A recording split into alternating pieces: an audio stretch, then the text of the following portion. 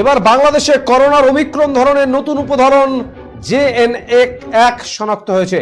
এখন পর্যন্ত 5 জনের করোনা ভাইরাসের নমুনা পরীক্ষায় JN1 উপধরন শনাক্ত হয়েছে। শনাক্তদের 5 জনের মধ্যে 4 জনের তথ্য জানা গেছে। এই 4 জনের মধ্যে 2 জন ঢাকা ও 2 জন গাজীপুরের বাসিন্দা। 4 জনের সবাই পুরুষ, তাদের মধ্যে একজনের বয়স 12 বছর, বাকি 3 জন 18, 56 এবং 58 বছর বয়সী।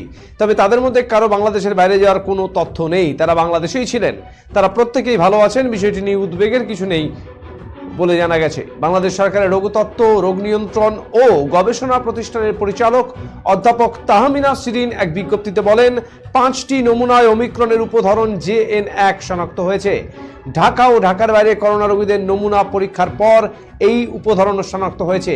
বিশ্ব স্বাস্থ্য সংস্থা মাসখানেক আগেই নতুন এই উপধরনের কথা জানিয়েছে। নতুন এই উপধরন অতি দ্রুত ছড়িয়ে পড়ার প্রবণতা রয়েছে, তবে এতে রোগের লক্ষণের তীব্রতা কম। করোনার এই উপধরন ভারতেও পাওয়া গেছে। ঢাকা থেকে হাবিবুর রহমানের রিপোর্ট।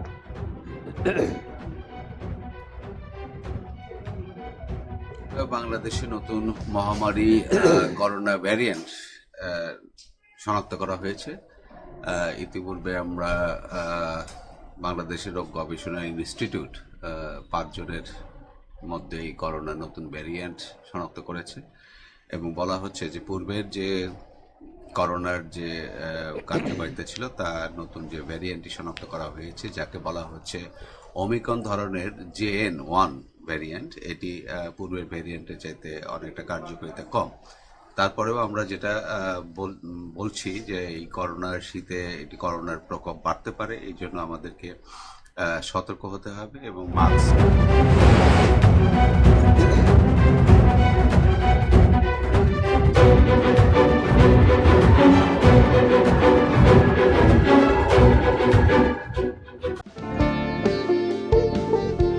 এই সময় আনন্দের মুহূর্ত, এই সময় জীবনকে আলোকিত করা, এই উৎসব আসল হাতের জাদুতে। এই সময় সমৃদ্ধিকে ঘরে আনা। Senco gold, gold and diamond, RRN road, old post office পাড়া সাউথ, কোচবিহার।